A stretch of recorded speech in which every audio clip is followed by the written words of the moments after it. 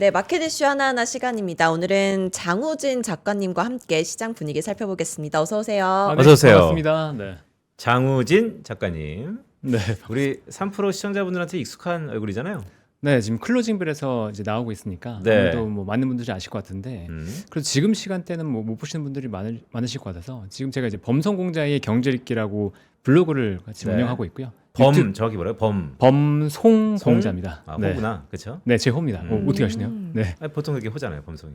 네, 맞습니다. 다들 그 물어보시는 똑똑할송인가요? 네? 똑똑할송? 아닙니다. 그 그래요? 소나무 송자. 소나무 송자. 제 네. 이름 다송도 소나무송입니다. 아, 진짜요? 엮는다. 네. 또 엮는다. 또 오늘 엮는다.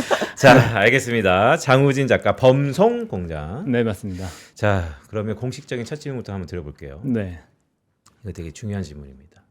저희 편다성 아나운서 어때요? 네. 갑자기요? 네. 아, 네. 왜냐하면 이분이 네. 작년에 SK하이닉스로 거의 편푸시라 그래서 주가가 3,000p, 4,000p, 지금 5,000p를 향하는 가운데서 계속해서 히트 레이시오가 상당했거든요. 네. 네. 그러니까 이제 어떤 얘기냐면 한쪽으로 쏠렸던 우리 시장 결국 삼성전자, SK하이닉스가 거의 블랙홀이잖아요. 그렇죠. 이런 시장은 어떻게 봐야 되는 겁니까? 이런 시장은 실적이 워낙 이제 땡겨가고 있으니까 어떻게 보면 당연한 건데 2017년에도 한번 경험했었고 작년 10월에도 한번 경험했었고 반도체 쪽이 워낙 실적이 좋으면 이쪽으로 수급이 빨려 들어갈 수밖에 없다라고 봐야 되거든요. 근데 그 상황에서 만약에 시장의 유동성이 전반적으로 넘쳐난다. 그러면 뭐 소부장 쪽으로 가고 다른 쪽으로 자금이 가고 할 텐데 지금 상황에서 보면 유동성이 엄청 넘쳐나냐? 그러니까 좀 완화는 됐다. 그래서 시장에 자금은 도는데 이게 시장이 완전하게 개선이 됐다라고 보이지는 않아요. 그 대표적으로 보이는 게 비트코인이 저는 이제 94,000달러 정도 더 넘어줘야지 전고점은 넘어줘야지 유동성이 좀 풀리는 것 같다라는 느낌을 받게 되는데 네. 최근에 보면 94,000달러 받고 그대로 떨어졌거든요. 그리고 오늘도 아침에 시장에서 보면 딱 비트코인 빠지면서 우리나라 코스닥이 딱 무너지는 모습이 같이 나왔어요. 그러니까 유동성이 풀리지 않은 상태에서 그러면 자금은 쏠림이 있을 수밖에 없다. 근데 쏠림이 아예 있거나 아니면 시장이 같이 빠지거나인데 지금 보면 반도체 쪽의 실적이 워낙 좋으니까요. 네, 계속해서 실적이 좋아지고 있고 그러니까 반도체 쪽으로 쏠림이 갈 수밖에 없는 상황이다라고 이제 얘기할 수 있는 거죠. 근데 제가 이제 다른 거 안 보고 여기 그 하나증권에서 보다 보니까 재밌는 차트가 하나 있더라고요. 네. 그래서 요거 한번 같이 보시면서 보면 좋을 텐데 네. 좀 작죠 이게. 잠깐만요. 켜볼게요. 여기 우리 하나증권 HTS에 네. 재미난 기능이 있다. 그렇죠. 여기 반도체 가격을 나오더라고요. 반도체 가격이 나오는데 여기 보면 빨간색이 네. 반도체 가격입니다. 그리고 요 녹색이 이제 삼성전자 주가인데 네. 삼성전자 주가가 반도체 가격 상승을 못 따라갔어요. 음. 근데 이때 보면 유동성 이슈가 생기면서 전체적으로 시장이 아까 멈춰 있었고 반도체 급등 랠리에 따라서 약간 쉬었다 갔던 분위기였거든요. 그러면 지금은 이걸 따라가야 되는 거죠. 요걸 따라가는 거 플러스 여기 더 얹어서 올해 더 좋을 것 같아 라고 얘기가 나오니까 반도체 쪽의 쏠림은 당연하다. 지금은 당연한 거고 여기에서 빨리 내려야 되는 거 아닌가요? 이거 언제 내려야 되나요? 지금 내려야 되는 거 아니에요? 라고 이제 만약에 물어보신다 그러면 지금은 굳이 네. 빠르게 내리실 필요는 없다라고 얘기 드립니다.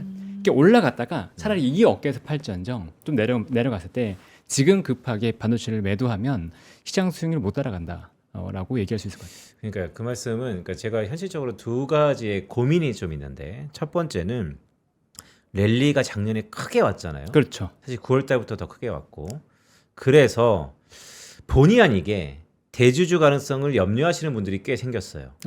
네. 왜냐하면 전자닉스 몰빵한 사람들 보면 이거 50억 원 세금 막 이런 것들이 이제 점점 고민을 좀 하는 상황에서 그러자니 팔자니 두렵고 왜냐하면 다른 것들이 잘 안 보이고 그래서 뭔가 가능성만 있으면 빨리 갈아타야지라고 해서 뭐 순환매를 볼 것이냐 빈집을 볼 것이냐 다른 것들이 다 난무하단 말이죠. 그리고 오늘 또 공교롭게 현대차 많이 오르네요. 네. 이럴 때 이런 고민 있는 사람들한테는 어떻게 해야 됩니까? 여전히 기다렸다가 그냥 세금 내세요라고 해야 됩니까? 아니면 엇박자 날 수도 있지만 한번 종목을 몇 개라도 추려보자. 왜냐면 쏠림 현상에서 참 쉽지 않잖아요. 근데 그 양도세 고민은 우리나라의 이제 세금이 좀 특이한데 네. 우리나라 세금은 이제 연말 기준으로 잡잖아요. 맞아요. 그러니까 양도세 50억을 넘어갔으니까 지금 걱정할 필요 전혀 없죠. 만약에 그런 고민을 하시면 10월 이후에 10월 이후에. 10월 이후에 이걸 좀 많이 넘어갔으니까 좀 줄여볼까 그런 고민을 하셔야지 지금 단계에서 세금 넘어갔으니까 어떻게 하지? 뭐 이런 고민을 하실 필요는 전혀 없고요. 만약에 뭐 정말 만약에 지분 뭐 2% 이상 넘어갔다. 네. 뭐 그런 분들이라면 고민해야 되겠지만 애초에 그렇게는 못 사실 테니까 그러니까요. 네, 그런 걱정은 뭐 하실 필요가 없을 것 같고요. 네, 오늘 핫 이슈들 보면 엔비디아 관련 소식들도 있고 그리고 금리 인하 주가가 100bp 필요하다라는 네, 발언도 있었어요. 네, 하나씩 좀 살펴볼까요? 그리고 관련된 종목들도 같이 한번 살펴보겠습니다. 네, 일단 뭐 오늘 주요 이슈들을 먼저 좀 얘기를 드리면 방금 말씀하셨던 거 스티븐 마이런 이사가 연내 100pp 인하를 주장했는데 사실 이분의 얘기는 안 들어도 상관은 없습니다. 왜요? 네, 시장에 영향력은 거의 없어요. 너무 소수 의견이에요? 네, 항상 이렇게 말씀하시는 분이기 때문에 이분은 정말 그 트럼프의 딸랑이. 네, 트럼프가 말하는 대로 원하는 대로 말을 해주는 분이기도 하고 워낙 강경하게 항상 이렇게 얘기했었고 지난번에 이제 FMC도 보면 항상 그 표시나는 분, 표시나 밑에 있는 분이 스티븐 마이런이었기 때문에 이분의 얘기는 뭐 전혀 의미 없다. 하지만 이런 얘기도 있다 정도로 이제 넘어가면 될 것 같고요. 사실 이 얘기보다 어제 얘기가 더 중요했어요. 어제 이제 샌프란시스코 연은에서 보면 인플레이션이 관세 영향이 없다라고 발표했었거든요. 네. 예전에 그러니까 다른 대학에서도 한번 발표했었는데 샌프란시스코 연은에서 공식 연구 결과로 발표했기 때문에 이걸 보면 연준에서도 이 관세와 인플레이션을 묶는 것들 그걸로 인한 우려가 조금 경감될 거다라고 좀 보입니다.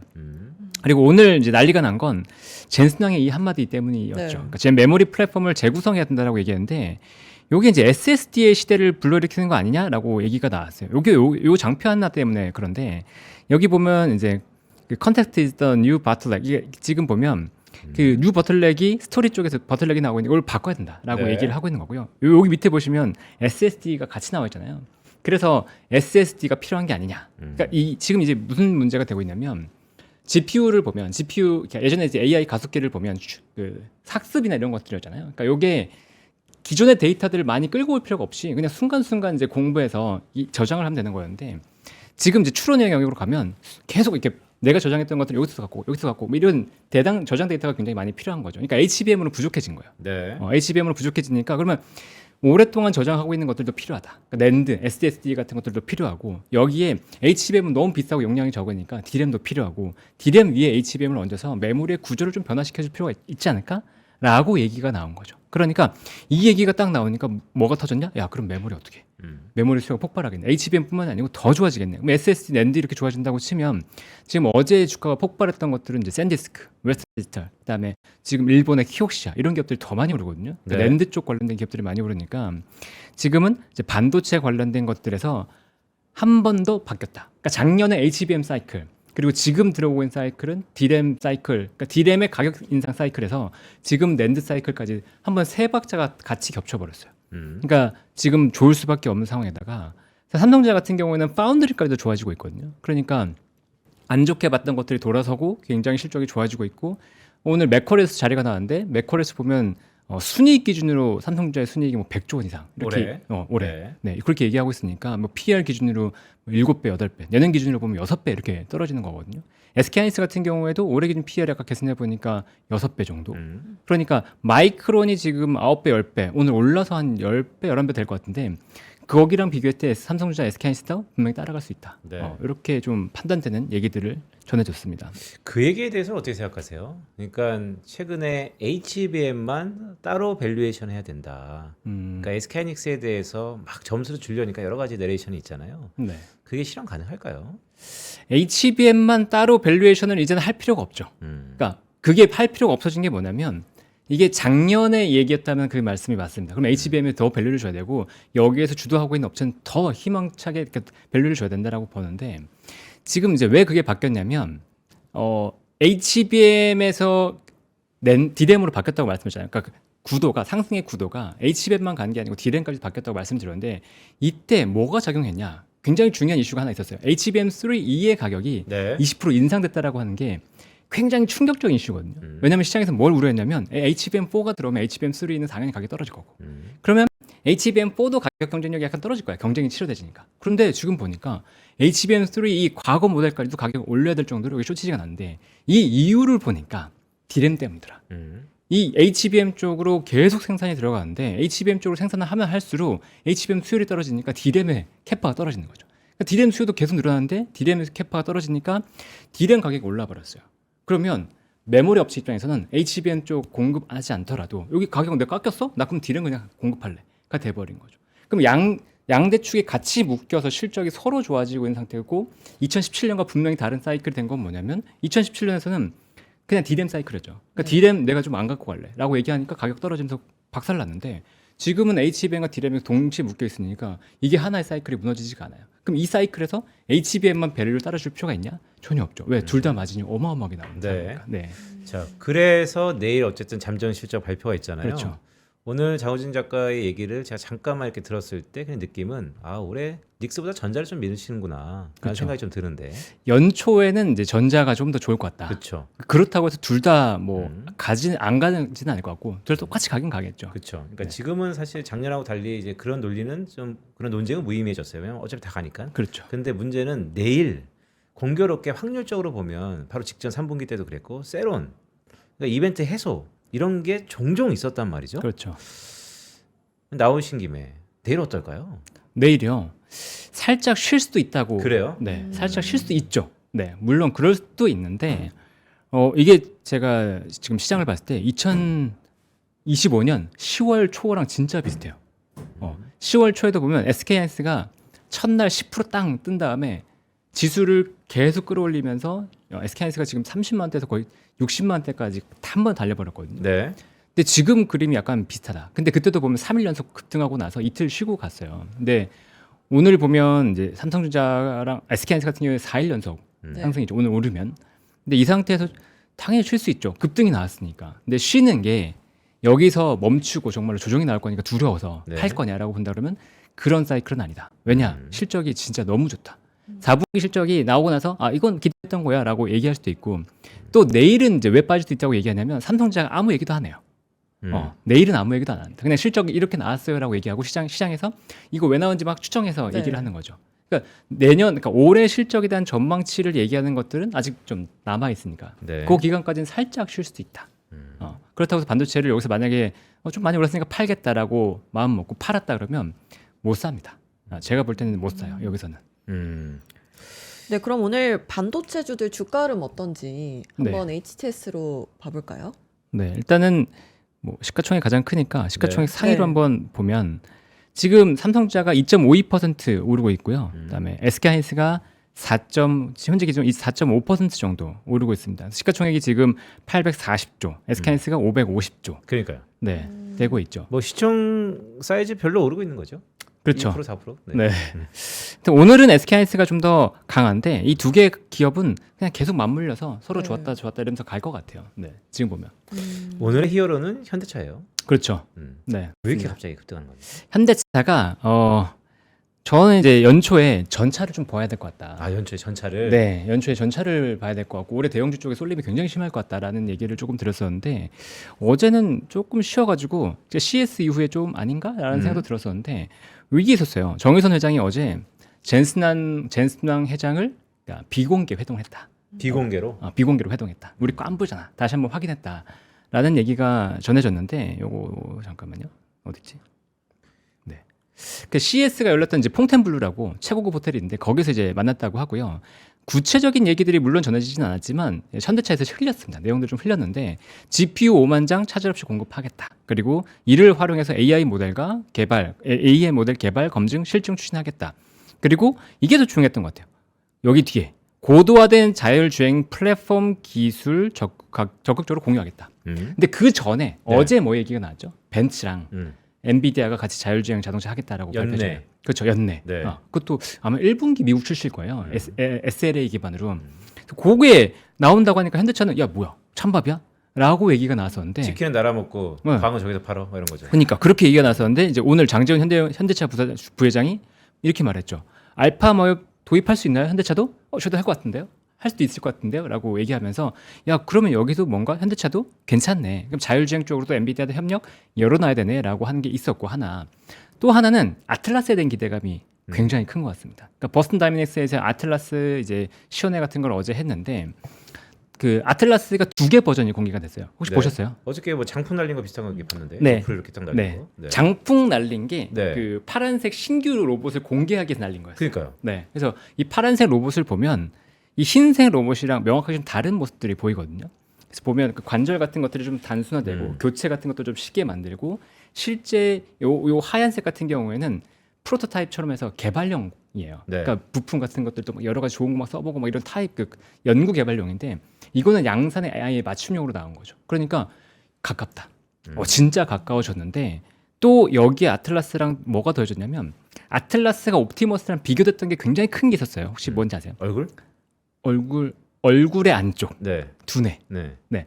아틀라스와 옵티머스의 차이는 아틀라스는 기계적으로 너무 좋다. 그런데 옵티머스처럼 뭔가 학습을 해서 스스로 뭔가 못하지 않냐라는 얘기가 계속 있었거든요. 그 한계가 있다. 그러면 저는 이제 누가 먼저가 될까? 기계적으로 우수한 애가 발달하는 게 빠를까? 아니면은 두뇌가 빠른 애가 기계적으로 발달하는 게 빠를까라고 봤을 때 네. 원래는 이제 옵티머스가 우위라고 봤죠. 근데 어제 무슨 얘기가 전해졌냐면 제미나이랑 구글의 제미나이랑 같이 한대요. 근데 지금 보면 AI가 단순히 LLM이 아니고 피지컬 AI로 발전하고 있잖아요. 그러면 이 피지컬 AI랑 아틀라스가 결합됐을 때 이 작업의 효율이나 이런 것들이 굉장히 빨리 좋아지겠네 라는 기대감까지 연결된 거죠. 그러니까 기계적으로도 지금 굉장히 완성도 높은 게 다른 업체들처럼 뭐 그냥 전시 효과가 아니고 정말 양산형 모델로 나오고 있는데 네. 여기에 AI까지 얹어진다 그러면 현대차는 괜찮은데? 그러니까 현대차에 대한 밸류가 자동차로 보면 야 비싸라고 얘기가 나왔다가 이게 자동차도 보면 그 지금 포드랑 GM 주가 굉장히 좋습니다. GM 신고가 나고 있을 정도인데 그 전기차는 안 좋다 보니까 오히려 내연기관차가 좋고 잘 팔리고 있는 상황이죠. 더더군다나 현대차 그룹은 작년에 하이브리드차를 100만 대를 팔았어요. 네. 전체 차량 중에 15%를 팔았기 때문에 실적도 좋아지고 있는 상태인데 이 로봇에 대한 기대감 그리고 자율주행에 대한 기대감이 붙으면 현대차 그룹이 이제 밸류가 쌓여야 돼? 라는 얘기로 전환이 되기 시작하는 거죠. 그리고 이 현대차가 누구랑 엮이기 시작하냐가 굉장히 중요한 건데 이 현대차가 예전에 애플이랑 엮였을 때 주가 급등했던 거 기억나시죠? 네. 애플카. 그러니까 현대차가 이제 애플차 관련해서 이제 기아가 굉장히 급등했었는데 현대차가 지금 엮이고 있는 기업이 엔비디아, 제미나이, 그러니까 구글 이런 기업들과 엮이고 있는 거고 그 기업들과 협업을 통해서 뭔가 나온다고 하면 자동차는 더 갈 수도 있다.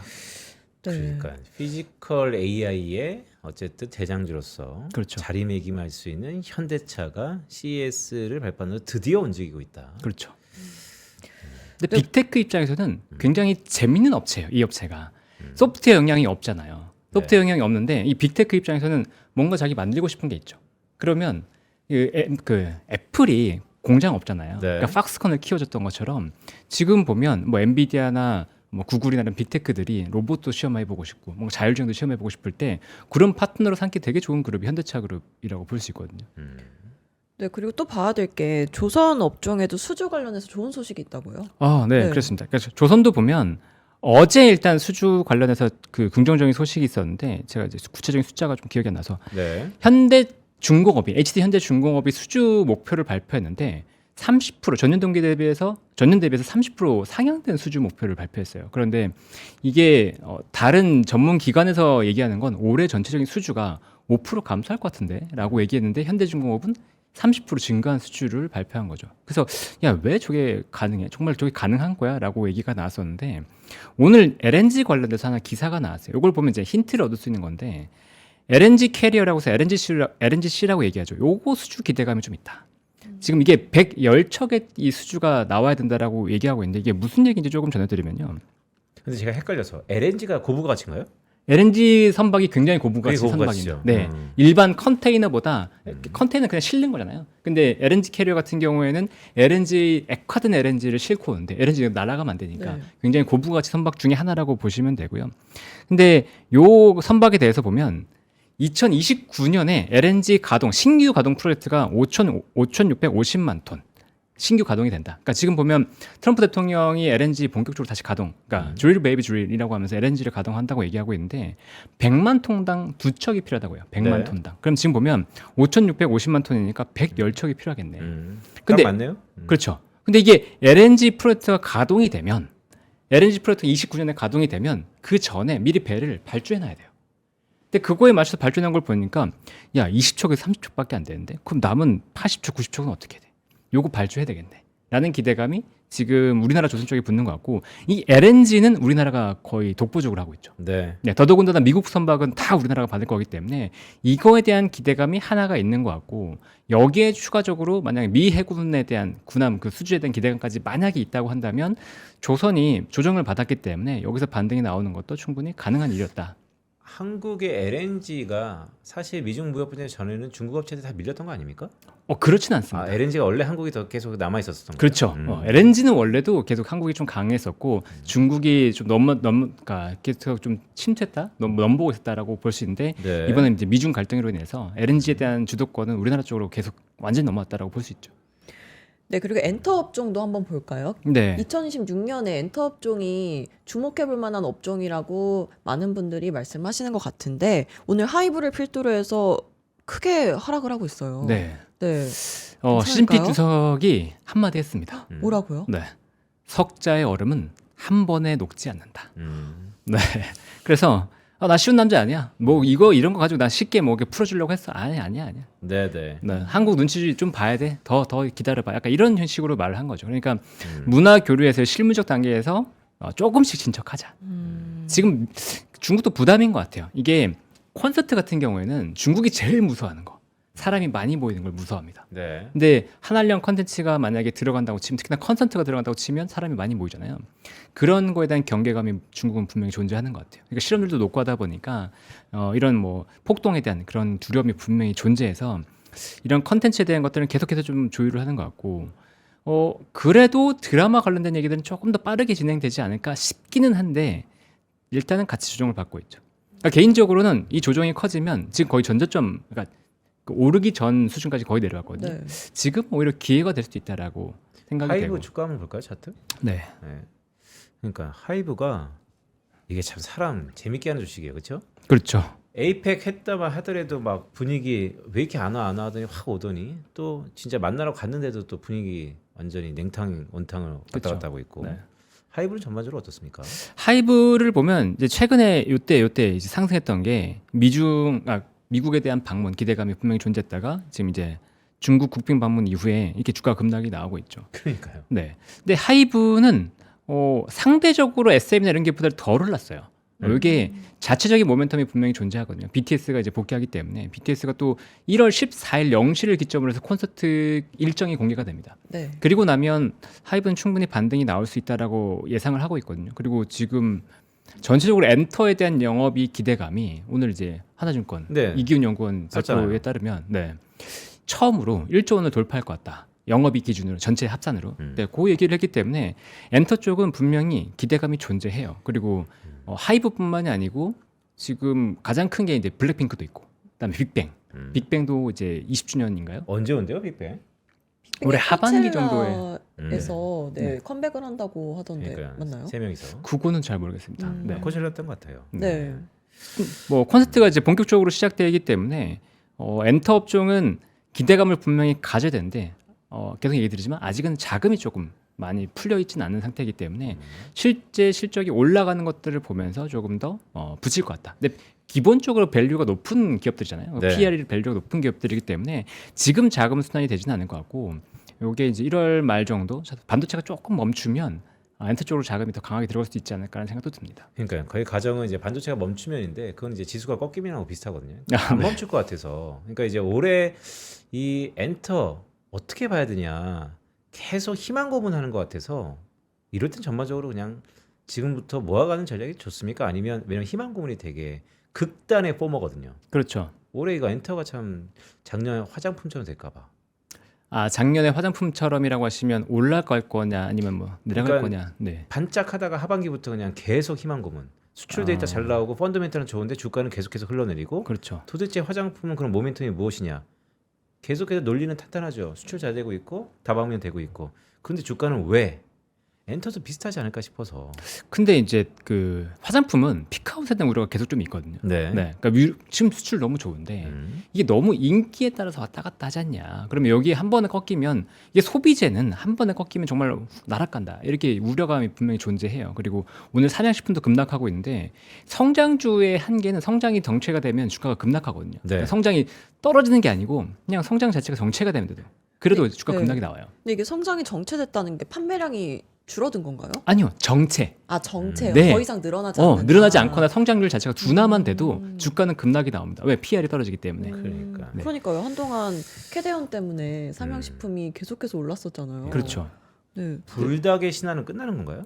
불닭의 신화가 끝날 것 같지는 않아요. 네. 그런데 그 신화가 끝난다 안 끝난다의 어떤 전제를 뭐 그게 어떻게 이제 될지 모르겠지만 정체라고 본다면. 그렇죠. 그러니까 만약에 꺾이는 거라고 본다면 꺾일 것 같지는 않다. 음. 근데 성장의 둔화라고 본다 그러면 그럴 수도 있다. 네. 왜 그 말씀 계속 드리냐면 주가는 기울기 함수니까 그렇죠. 결국 이제 베타가 중요하잖아요. 그래서 그러면 그 말씀이 계속 와닿네요. 소비재는 정체되는 것이 결국 주가에서는 꺾인과 비슷할 수 그렇죠. 있다. 굉장히 두렵죠. 근데 엔터는 그러면 이런 단순한 소비재랑 비교할 수 있냐라고 봤을 때 엔터는 단순한 인기 쪽으로 이제 연결 지을 수는 없을 것 같아요. 어느 정도 이 산업 자체가 안정이 됐다라고 볼 수 있고 여기서 실적이 올라간다고 치면 실적 올라가는 만큼 반영을 해줘야 되는데 이게 올해는 분명히 실적이 개선되는 시기이긴 하거든요. 그러면 여기에 대한 반영이 설사 하반기에 꺾인다고 하더라도 상반기에는 실적이 나오면서 분명히 붙을 거다. 근데 그러면 왜 작년에도 올해 기대감이 있었는데 안 좋았냐라고 얘기를 하면 작년에 이제 엔터주들 실적을 봤을 때 그 컨설트를 하면 네. MD 매출이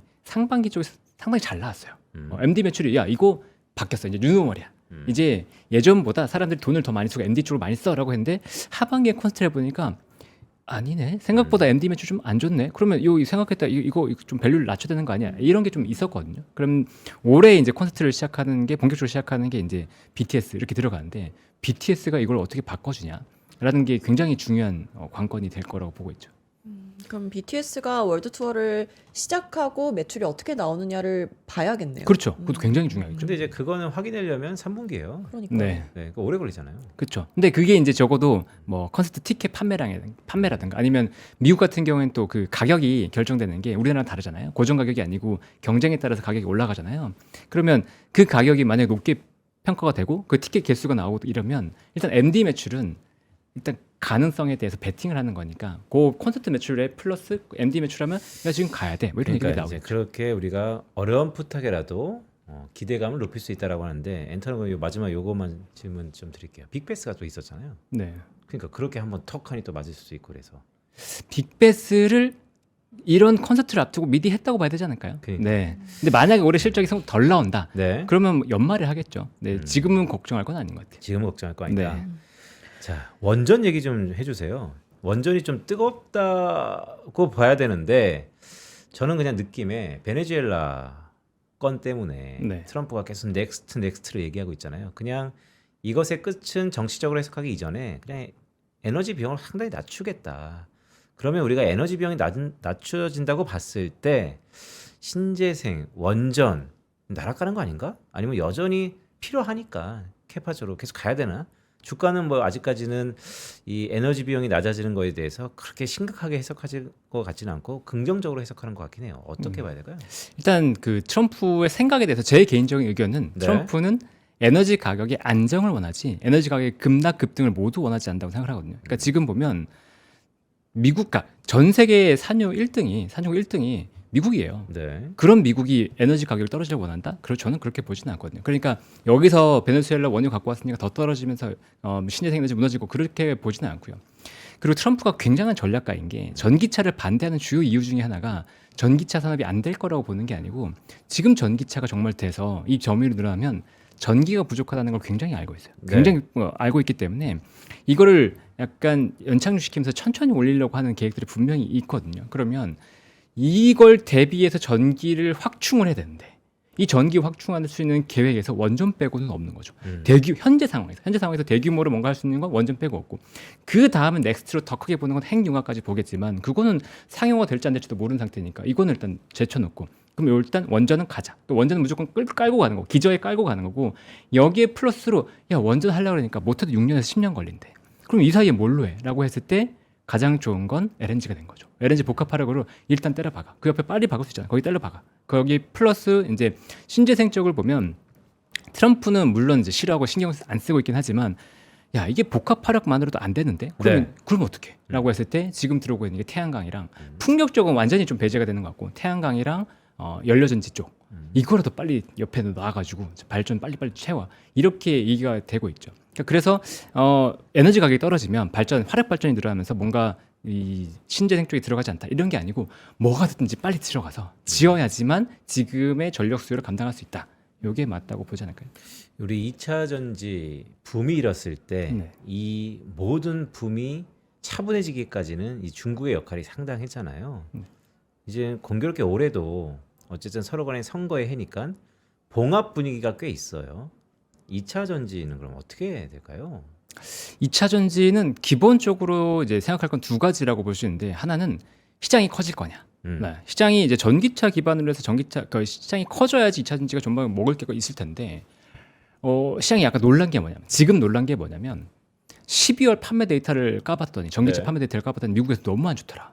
유럽도 너무 안 좋더라. 근데 미국은 일단 9월 기점으로 해서 보조금을 끝냈으니까 안 좋을 거랑 알고 있었는데 그보다 더 안 좋고 유럽 같은 경우에도 전기차 판매가 안 좋고 야 이러면 전기차가 지금 계속 팔리고 잘 팔리는 게 맞아? 라는 의문이 첫 번째 들어왔고요.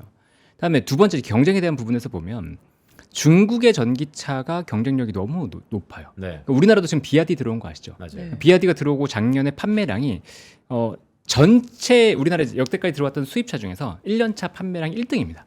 그래요? 네. BYD가? 네. 6,000대 정도 작년에. 용산에서 지나가다 봤는데 그 정도였나? 네. 그러니까 이게 가성비가 있다 보니까 아마 제 개인적 추측으로는 법인들이 사기 되게 좋은 차다. 싸고 내장도 좋고 하니까 그런 느낌으로 이제 보고 있는데 어쨌든 비아디가 우리나라도 뚫고 있다. 현대차 아성이 굉장히 공고한 우리나라도 비아디가 뚫고 있다는 건 굉장히 좀 의미가 있다라고 보고 있고 중국의 전기차에 대한 보조금은 1년 연장됐습니다. 2026년까지. 네. 그리고 중국 전기차는 싼 맛을 기반으로 해서 선진국은 어렵다고 하더라도 개발도상국은 중국이 장악해 가는 모습들이 분명히 존재해요. 그러면 우리나라가 진출할 수 있는 전기차가 들어갈 수 있는 게 조금 제한적인 거죠. 그게 좀 아쉽다. 그럼 우리나라 우리나라 이제 2차 전지 업체들이 결국은 중국이나 테슬라를 제외한 나머지 업체들이 전기차가 잘 돼야 되는데 GM 포드 보니까 전기차 약간 접는 분위기고 네. 현대차도 일단 하이브리드 쪽 집중하고 있고 중국이 득세하고 있으면 우리나라 업체들이 먹을 게 별로 없죠. 그럼 다른 걸로 이제 봐야 되는 건데 이제 그래서 얘기 나오는 게 BESS, 그러니까 배터리 ESS 나오는 건데 배터리 ESS도 봤더니 물론 이제 좋긴 한데 이게 산업의 사이즈가 전기차랑 비교가 안 되더라. 이런 얘기가 나오는 거죠.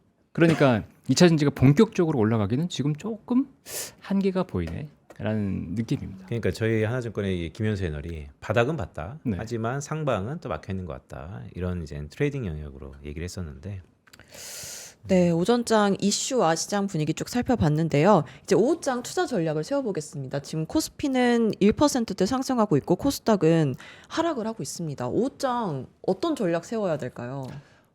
저는 이제 계속해서 비트코인을 좀 보시라고 말씀을 드렸는데 비트코인이요. 네, 비트코인 사시라 그런 말은 절대 네. 아니고 비트코인의 가격 동향을 좀 보세요. 그러니까 비트코인이 지금 진짜 한 94,000달러 넘어가기 시작하면 시장에 돈이 풀리는 게 보입니다. 눈에 띄게 보여요. 근데 지금은 그런 시장이 아니라서 수급이 얇아요. 그러니까 수급이 얇은 상태에서 무리하게 중소형주에 베팅할 필요가 없거든요. 그러니까 그러면 가는 거 쪽으로 더 갈 거다라고 보고 그러니까 지금 근데 전차를 사시라 이렇게 얘기할 수는 없죠. 이미 올랐으니까 네. 올란 상태에서 이제 전차를 사시라고 얘기하기는 좀 어렵고 그 현대차의 로봇 관련된 주식들은 아마 다시 부각될 수도 있다라고 생각이 되거든요. 조정이 좀 나섰어요. 현대차 관련된 주식들 중에서. 네, 근데 현대차도 그렇지만 현대차 관련된 부품주들도 밸류는 굉장히 쌌거든요.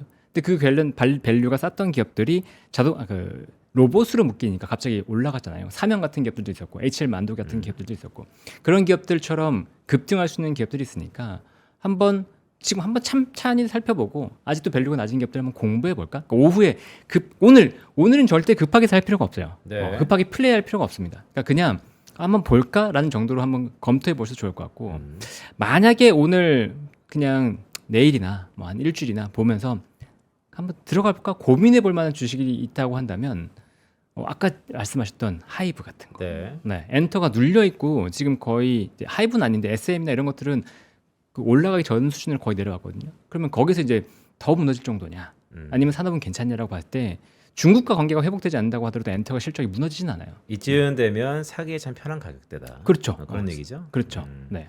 그러니까 엔터 계속 갈 것 같은데 좀 늦게 가는 게 최근에는 또 다른 포머라서. 네. 근데 아까 우리 범성님이 우리 편다성 아나운서 처음 봐서 아주 좋은 코멘트였어요. 뭐냐면 오늘은 사는 게 아니다. 얘기 들으면 바로 사거든요. 오늘은 사는 게 아니다. 이런 네, 게 되게 저는 바로 중요해요. 실행하기 때문에. 네. 실행력 엄청나요. 그런 게 되게 중요하다.